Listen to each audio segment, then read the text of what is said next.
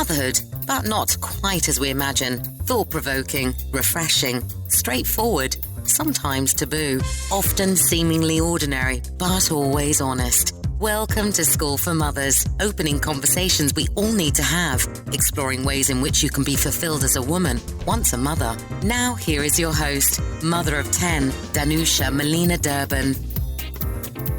Hello and welcome back to the School for Mothers podcast. I'm Danusha Melina Durban, your host. Let's dive into today's episode. And today I'm in conversation with Joanna Fortune, psychotherapist, media consultant, podcast host, and author of the 15-Minute Parenting series. She founded the Sue Live Parent-Child Relationship Clinic in 2010, where she works with families around a variety of issues. Joanna's a recognised supervisor, trainer and conference speaker in her field, and in 2017 she delivered the TEDx talk, Social Media, the Ultimate Shame Game. Having previously written a parenting column for the Sunday Times, Joanna continues to write and contribute to articles on child development and parenting in various publications. She's also a regular contributor to a variety of radio and TV shows and is the parenting consultant on News Talk FM's award-winning Moncrief show. Joanna's 15-Minute Parenting series is also featured in September's SFM Bookstack giveaway. I'm running a monthly giveaway featuring books by some of our incredible guests, and there's only a few days left to enter for a chance to win one of 2 September stacks.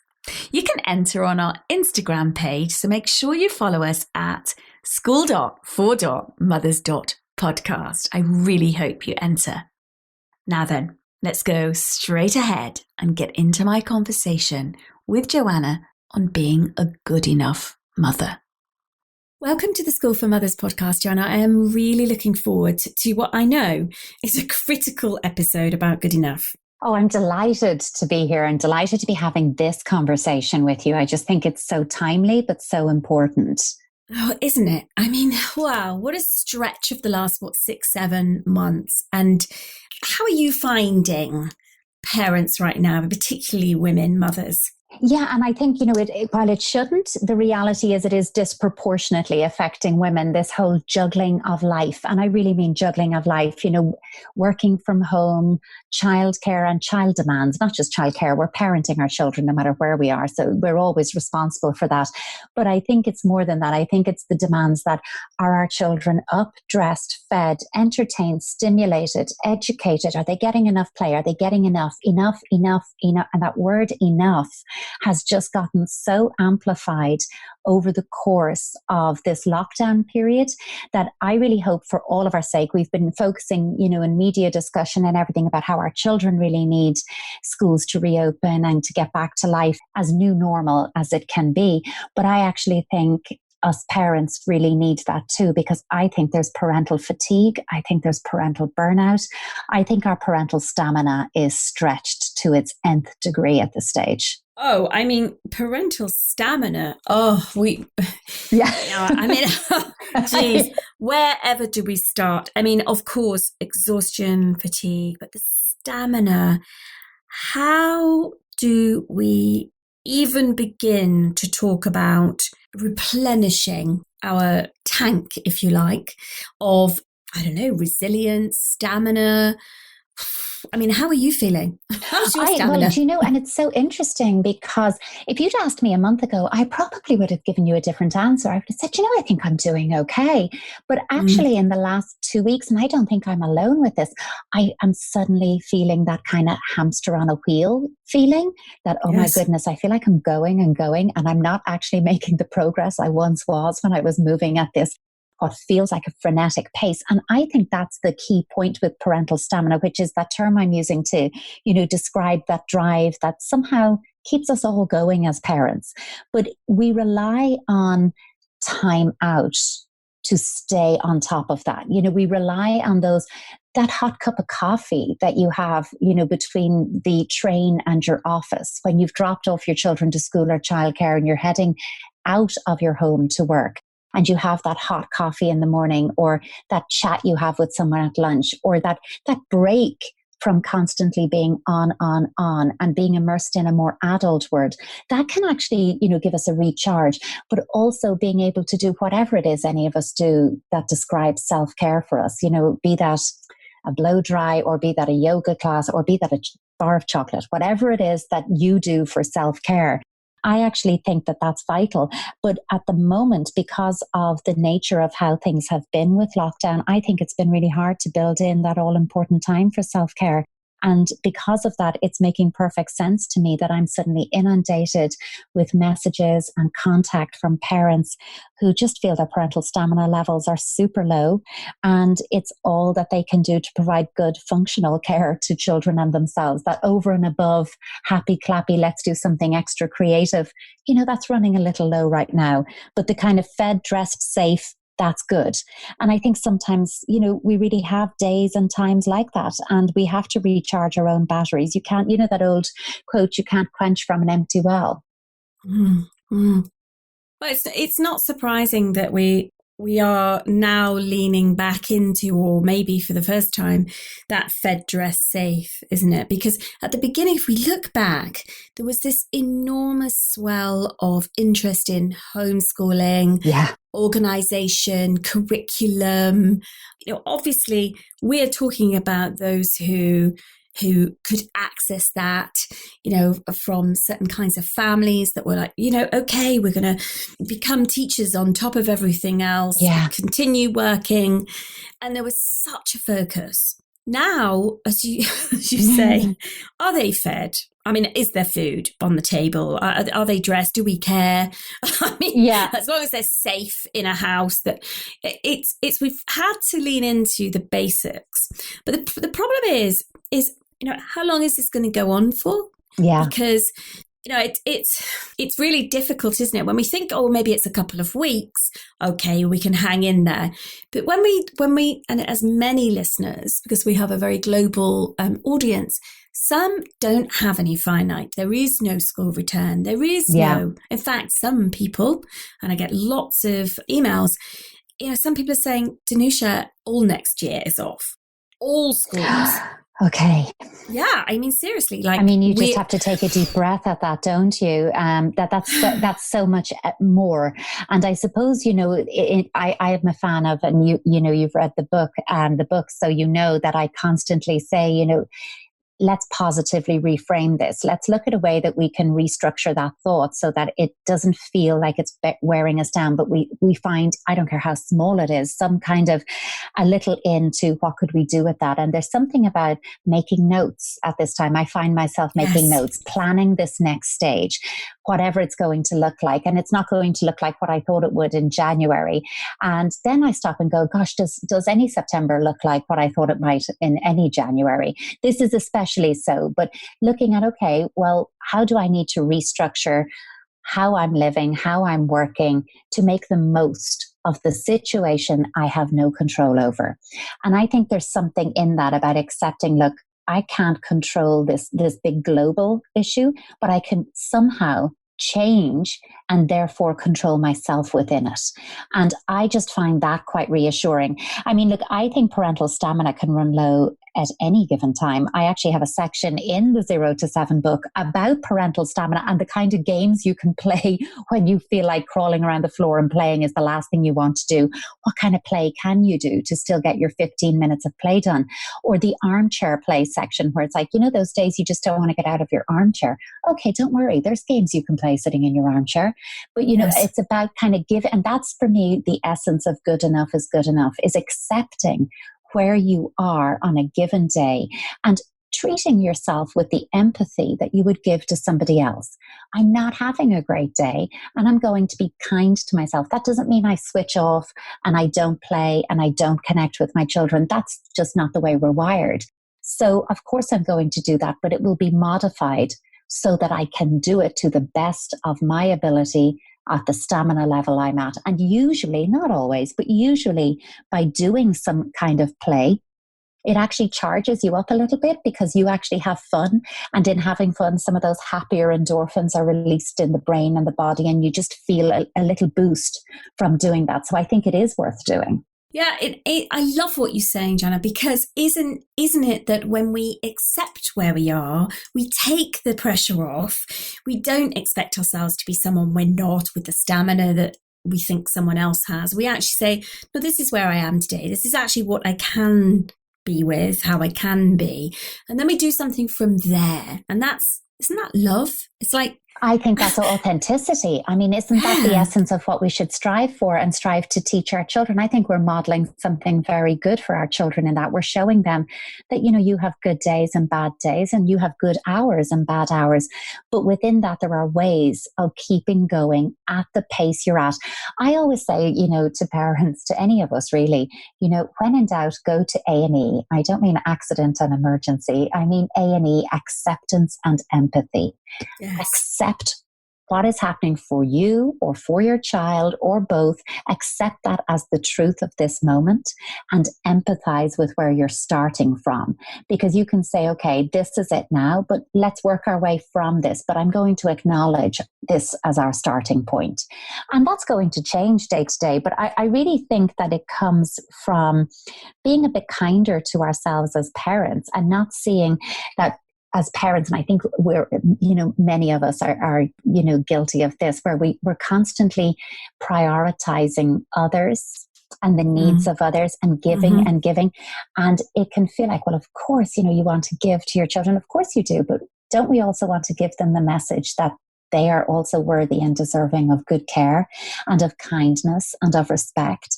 And I think we can model some of that by taking care of ourselves. Well, we can. So the core of it is kind of parenting the parent.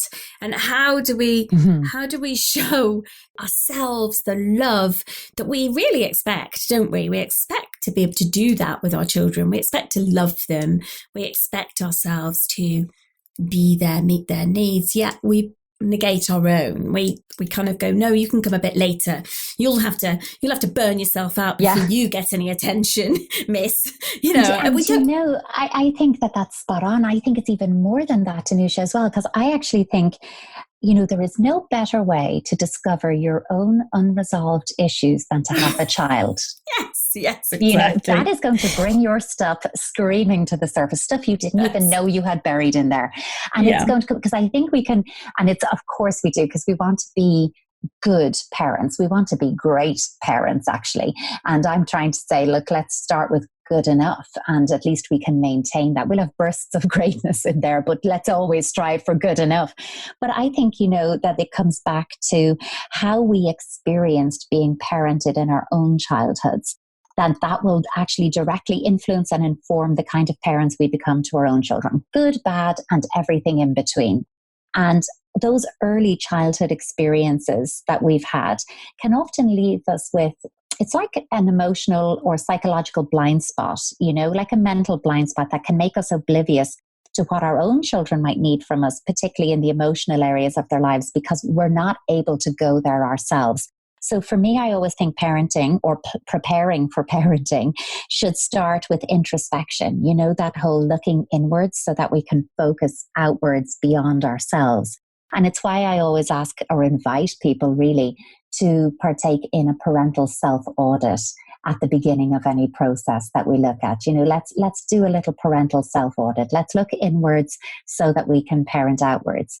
And I think that's it's not a once-off thing, but I don't think you need to do it every week. But I think as our, this whole parenting thing, the way it works is as soon as you think, gosh, I'm nailing this, I've really cracked this parenting gig, that your children go and grow up a stage. And now you're going, no, don't have it nailed at all. Things have changed. And I think we could redo and repeat our parental self-audit as we go. And that's a mixture of questions that, ask us to go back, what was it like growing up? In what ways was our relationship with our mother or father similar or different? Who played with us as children? Did we have any losses? How was success celebrated in our family as a child? How were disappointments managed? Things like that. There's a list of questions. So you go inwards and then you look at what brings us pleasure and I don't mean as a parent, I mean as people. What brings you pleasure? And make a list, aim for 5, settle for 3, if you get them.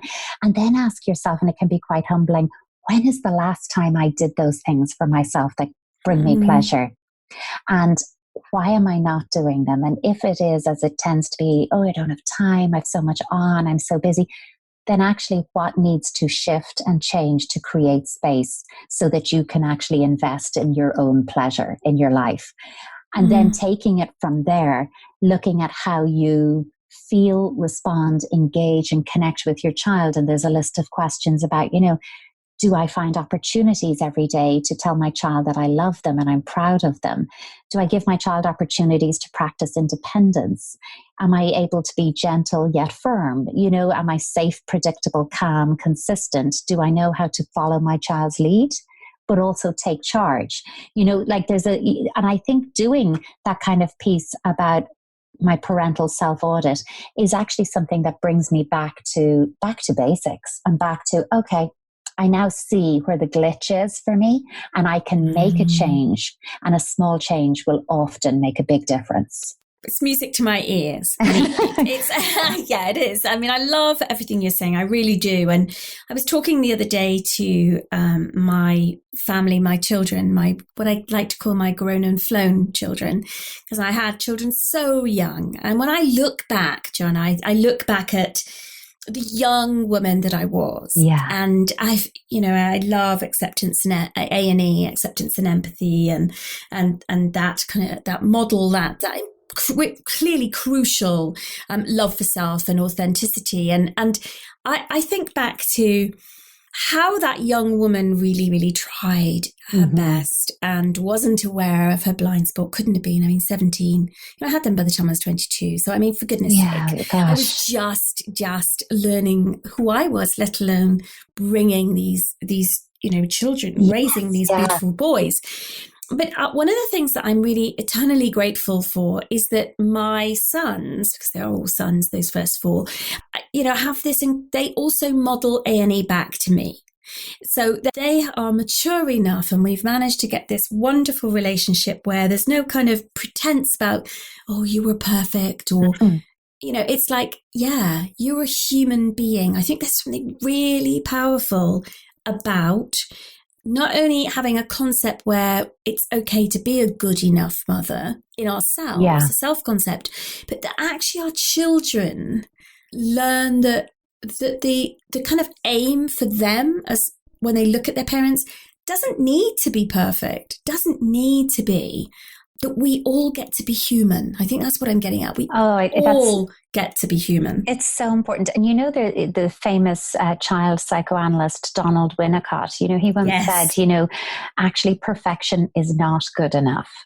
It's not. So I think that's so important, because behind his message was, if we're aiming for perfection, we are not giving ourselves permission to make mistakes.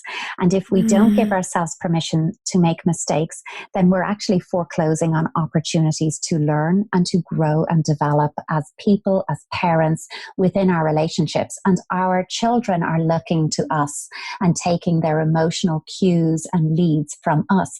They have to see us make mistakes, have our little whoopsie moments, and go, that wasn't so great.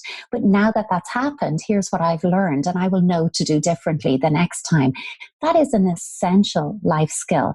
And I'm with Donald on this. Perfection is not good enough. Good enough is good enough. Good enough is good enough. And so having those reflective skills, building the willingness to be transparently fragile and human. To be like, oh yeah, those whoopsies, as you call them, like, oh yeah, that wasn't so great, was it? And to move forward still, with acceptance. And I think there's something about the language. I often think it's a shame in all of the antenatal programs that the focus is not more on child-proofing our relationships, be that with our intimate partners, our co-parents, or people in our lives if you're parenting alone. Because if you think about, even the language is so important. At the preconception stage, it's all about expecting a baby or planning for a baby. And then in the antenatal classes, the focus is on delivering the baby. And then right up until the baby is placed in your arms, the focus shifts onto feeding the baby. And nobody is then saying, oh, by the way, your relationship is about to be rocked to its very core. Has anyone told you to stop and think about that? And it isn't. And it's often, we're home with this baby who is beautiful and all consuming, and we are giving ourselves. And we have to always remember, but what about me? And what about my relationship? And what about, because I think children are and should be an important part of our lives and our families if we choose to have them. I really do. I think children should be treated as very important, but I do not think children should be seen as the most important thing in a family, because actually the adult well-being and the adult relationship is the scaffolding and is the glue that holds it all together. So we have to make sure we're taking time for ourselves, for each other, for our relationship, because that is modeling good self-care for our children, and that is investing in our children, because we are upholding and modeling for them, this is a good way to take care of yourself. And actually our relationship is really, really important as well. Well, one of the things that I notice in our society at the moment is that, I mean, clearly I'm sitting in a particular society, so the UK, US, is that, in fact, what you've just said is potentially unpopular. Yes. It really is. It's because we've had this swing, haven't we, towards children as the major focus, towards children's rights, and I will say immediately the caveat that, of course, children need to be safe, protected. I get that. I will say it because it's so important to land it in the space that, because I'm also saying, like you are, that actually, the adults in the relationship are so important. And I think that over focus on children has left us in a bit of a state. And puts a lot of pressure on our children, because if we tell them they are everything, then the fear of failure and fear of disappointing us and fear of letting us down is huge. And actually, it's really important for building what we call an intergenerational self, this sense that I come from a lineage and a line, a system that is bigger than me, that I am part of a family that runs generations deep. And I know stories about my family, good stories, difficult stories, challenges, successes, happy times, disappointing times.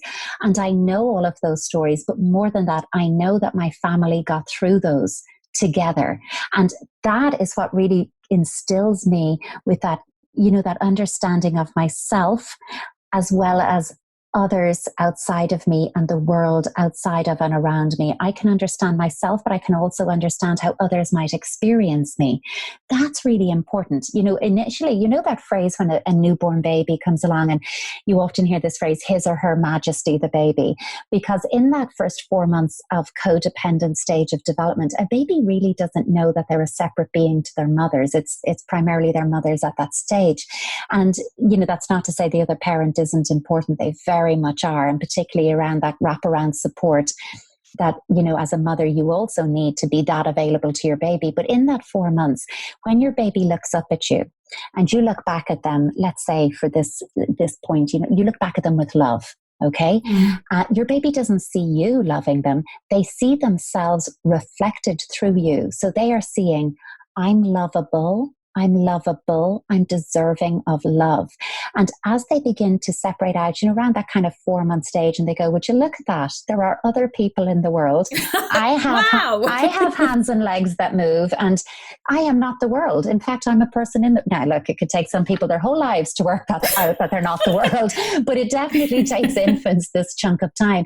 And then they begin to get interested in the other people in their attachment network. And those are people who look at me in the same way that you did in those few months. So that look at me with love and reinforce that emerging sense of self, that I'm lovable and deserving of love, which is why, when you're out with your buggy and somebody looks in and goes, oh, cute baby, congratulations. Your baby doesn't light up for that person because that person doesn't truly love them. They're not actually eliciting that same response that they got from you, which is how they learn that some people are their people and other people are not. And already now I'm developing a deeper sense of the world is bigger than me. That's really, really important.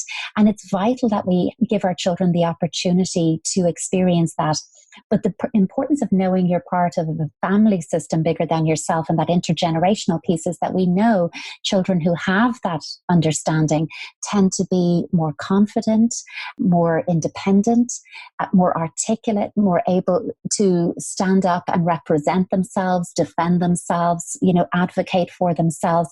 That actually it's really, really important for self-esteem and self-efficacy. So it's not that it's like, come on now, you're more important than your child. It's that actually it's really important your child find their way to their own authentic self, and they will do that by taking their lead and cue from you.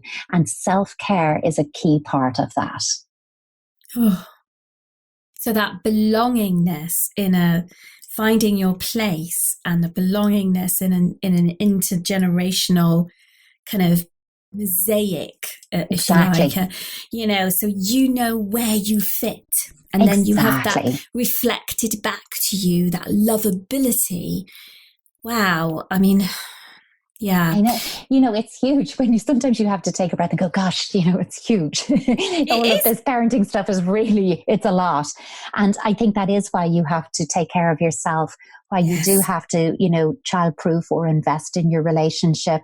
And often, I've spoken with parents over the years, countless parents, but so many of them who might say, I haven't been away from my child since they were born, and the child in question might be 3 or 4 years old at this stage. And, it's really important. Part of the developmental stages for children in those early years are, is people permanence, understanding that people are forever, that when I don't see you, you still exist and you will come back to me. And we do this, you can make anything sound complicated. The reality is you do this when you play peekaboo with your child. Yeah. You're gone, you're back. You're gone, you're back. I mean, anyone with a small child who's ever tried to get to the bathroom alone knows that it's a tall order, because when they don't see you initially, you cease to exist. And that's really scary.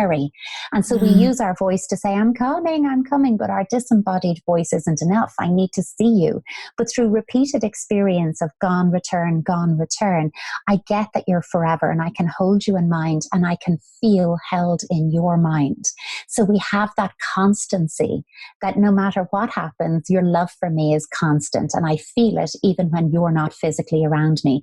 So actually taking time out, I'm not saying now head off for the hills for a month and, don't worry about it, but starting small, going for a dinner, a walk, a movie, building up to a night away. If you're lucky enough to have relatives or friends who will offer to take your children for an overnight or a weekend once in a while, take that. You're not damaging your child by doing that. So I think we can often fall into this hole of, in order to be a good enough parent, I must be immersed in sacrifice. And there is definitely sacrifice. There's moreover compromise, but that shouldn't be at a cost of yourself and your self-care. Yeah, exactly. What happens to all of the families where that people permanence has been ruptured, where that disappearance, that disembodied voice actually doesn't return? Yes. You could say, yeah, I'm over here. Oh no, actually I've disappeared. No, you're right. And, for some children, for some people, unfortunately, people haven't been forever. And there has been loss. And that may be through some kind of a trauma, that may be coming into the care system, that may be through death. It may be that's, somebody had to move far away. I think the moving far away is less impactful because it can be managed. Our world, up until this point anyway, has gotten quite small. They're commuting and reaching out and video calling and things like that are still possible. But for some people, there has been loss in those early years. And that can create a little chink in our armor, can't it? A little bit of, okay, actually my trust is fragmented. So in those early stages of development, you've got 0 to 12, you've got that first 4 months of codependency, but also in that 0 to 12, that first year, you've got the first attachment cycle where babies have needs and they can only alert you to their needs by crying. And then we come in and we respond to their need. We feed them, we change them, we pick them up. Sometimes we do all of that to land on the right thing. But what happens through repeated experience is your baby gets it. They know, oh, when I don't feel right, all I have to do is cry, and I can anticipate with certainty that you're going to come in and make me feel better. So that builds trust in that core relationship. And once I trust you to meet my needs, of course, I'm going to hit you with my wants, those so-called terrible twos. And when I want something, I want it now. I don't do delayed gratification. I have no impulse control. And when you say no, I hear it as an invitation for negotiations to begin. So I'm going to get loud, I'm going to tantrum, I'm going to say, gimme, gimme, gimme. And that's all normal, unpleasant, but normal. Because what's happening in that stage of development is I, the parent, have to hold the line of, I see that you're upset, but you can't have chocolate. We're having dinner. I can hold the boundary and the limit in place for you. And that teaches children that it's okay for them to want things, but there is somebody bigger, stronger, wiser, and kind who will take care of the big stuff and will ensure that they and the situation do not get out of control. And our children will never thank us for that. They're never going to say, thank you so much for those boundaries. But what they will do is show us how much they mattered in their life by how they live. Because actually having boundaries and limits and knowing somebody's going to watch out for the big stuff, that is really reassuring. And it gives a child that sense of inner state felt safety. You know, when you, not windows and doors locked safe, but I feel safe from the inside out, that emotional security. And that is so, so important. And often it can get overlooked, you know, we feel like, oh, I don't want to be doing that, you know, because I think, look, nobody nails that one cycle. Nobody says no and means it all the time, because sometimes, depending on where you are, opening a packet of biscuits or cookies in the supermarket is exactly what you should do just to get and you haven't derailed their development by doing that. What it is getting it mostly right most of the time. Again, good enough is good enough.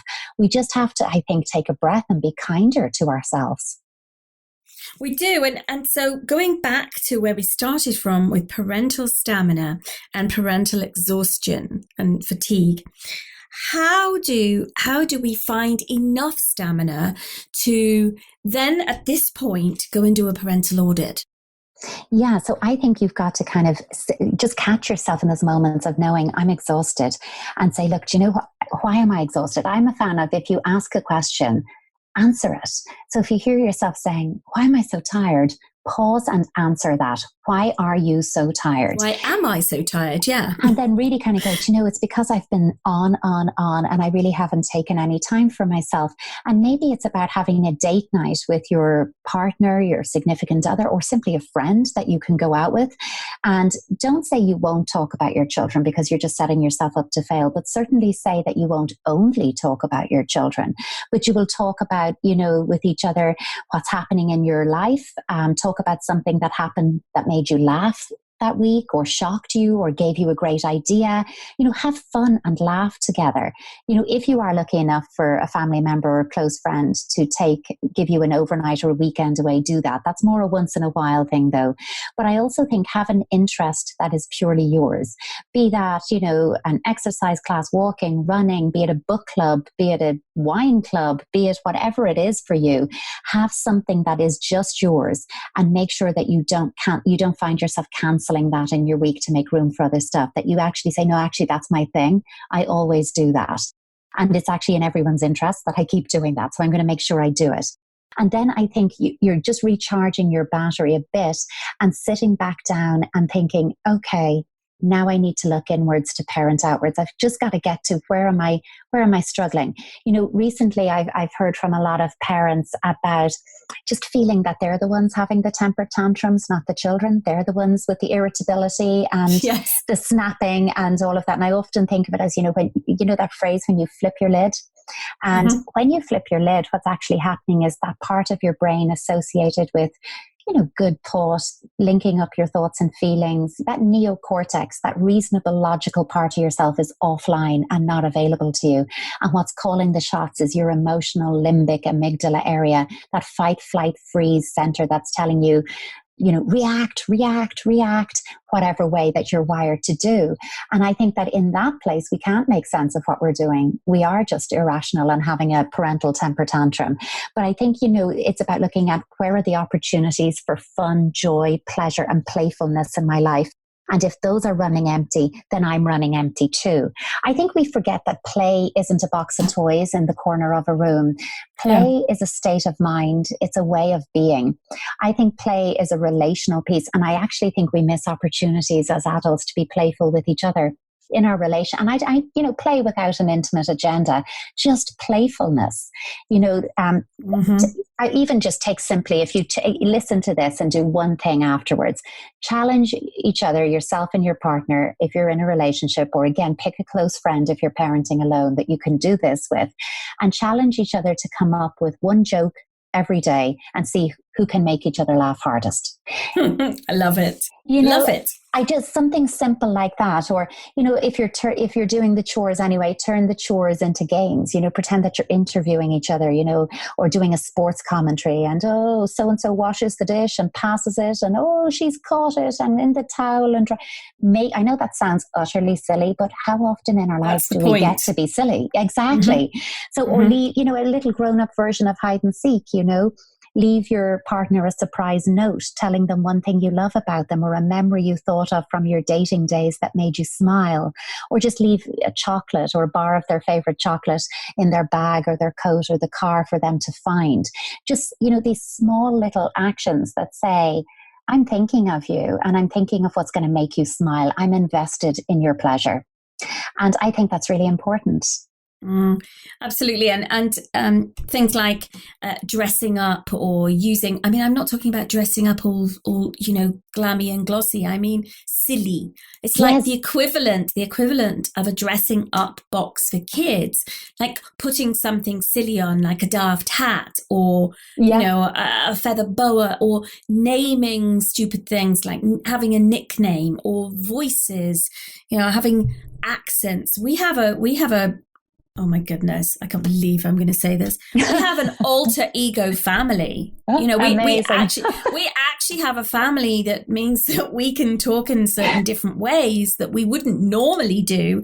But then we've named each other so that when we can, it's like any device that can crack open a different, for me, it's accessing a different part of self. And it's in there. And I think, in our house, what we do is we dance the moodies away. So when the situation is always everyone has a witching hour, when you've played all the play that can be done and it's still somehow 90 minutes before bedtime, where everything is a little bit tense and icky and uncomfortable.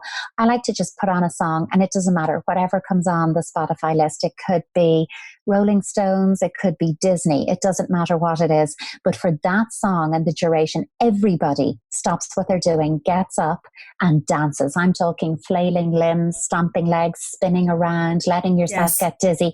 Just dance, because actually rhythm and synchrony trigger the subsystems of the brain associated with emotional regulation. It's a great way to get your lid back on. It's a great way to get back online and in sync and shake those moodies away. And I think that's really a great thing to do. Do that every day. We call them dance breaks. Perfect. So we literally have, we'll slam on some kind of anything. It's exactly what you mean. It's not that we have a regular song or anything repetitive like that.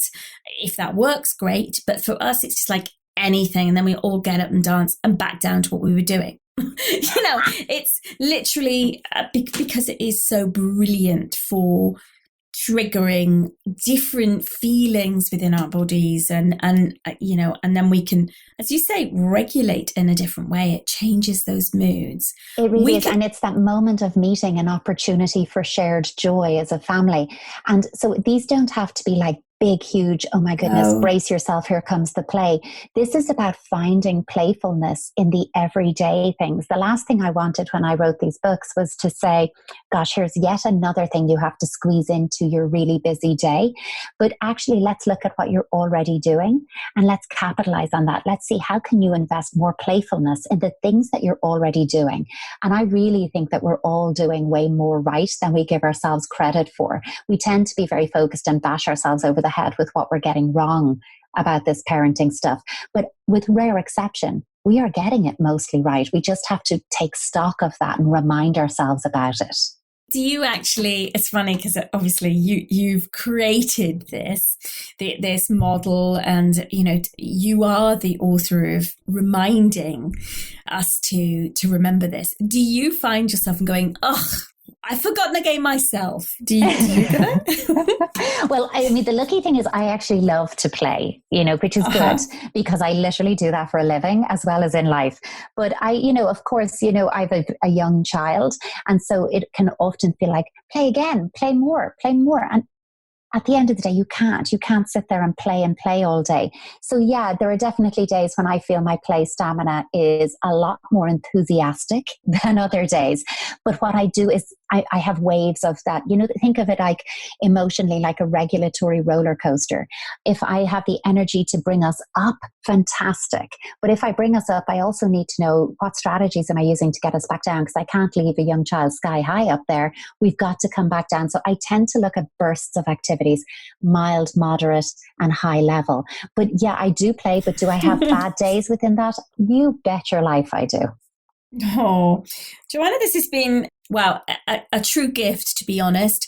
I've no doubt that listeners' shoulders are resting easier, and you've given us so much food for thought of the kinds of injections that we need, particularly as we, we navigate this little bit of a roller coaster at the moment. And yes.